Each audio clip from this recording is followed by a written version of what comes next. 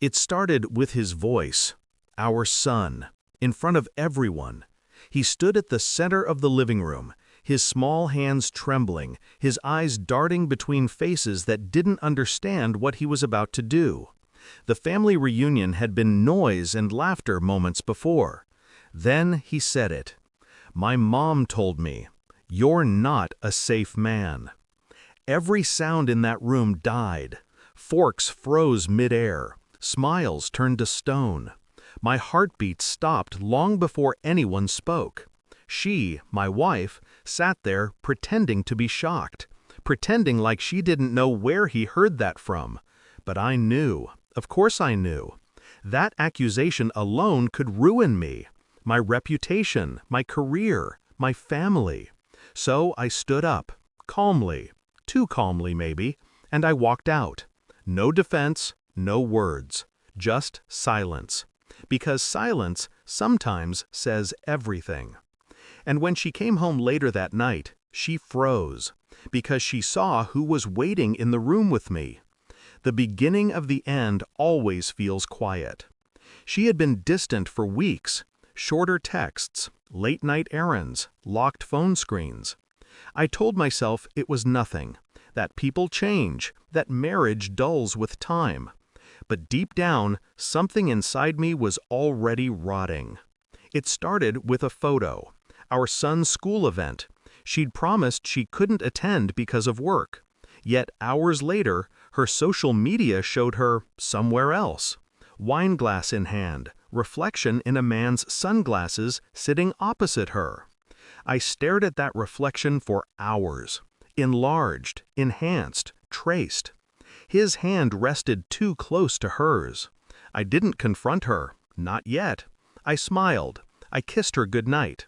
And while she slept beside me, I stared at the ceiling, counting the seconds between each breath she took, wondering if any of them were for me anymore. The next weeks were precision, a quiet investigation under the mask of routine. Phone records, private messages, a hidden tracker under her car. Every discovery felt like another needle under my skin. But I didn't flinch. I documented. I observed. Then I noticed her behavior around our son. Subtle, manipulative. She'd whisper things when she thought I wasn't listening. Things that painted me as distant, unpredictable. And then one night I heard her say it. "Don't be alone with your father if he's angry, okay? He's not always safe." My stomach turned to ice. It wasn't enough that she betrayed me. She wanted to erase me, to poison my son against me before the truth came out. That was the night I stopped being her husband. I became something else.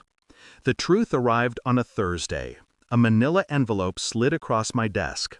Inside, screenshots, photos, and a timeline. She wasn't just unfaithful, she was planning to leave. With him.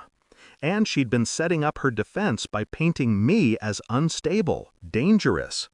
I didn't rage. I didn't cry. I just stared at her messages.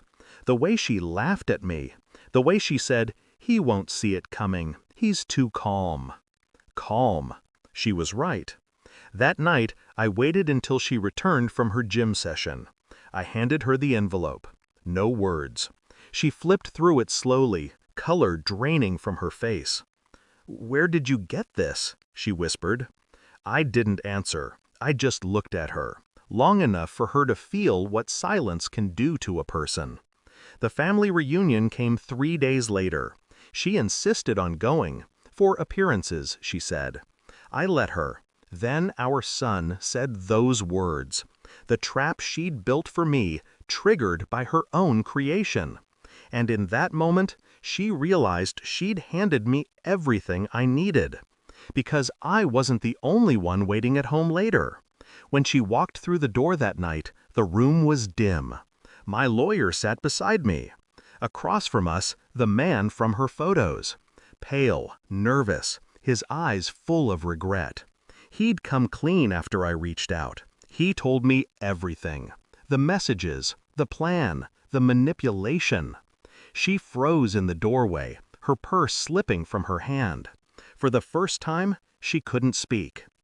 "I didn't ruin you," I said quietly. "You did." No yelling, no anger, just truth. She tried to apologize, but words stumbled out of her like broken glass. I stood up, looked her in the eyes, and said the last thing I ever would. "Tell our son the truth before I do." Then I walked past her, through the door, into the cold night that finally felt honest. Now the house is silent, empty, except for the echo of what used to be a life. People still ask why I didn't fight harder, why I didn't expose her publicly. But revenge isn't about noise, it's about precision. She lost everything the moment the truth met daylight. The job, the family's trust, the man who thought he loved her. And every time she looks at our son, she sees what her lies cost her. As for me, I don't feel anger anymore, just distance. Some truths don't set you free. They make you colder, sharper, untouchable. And that's enough.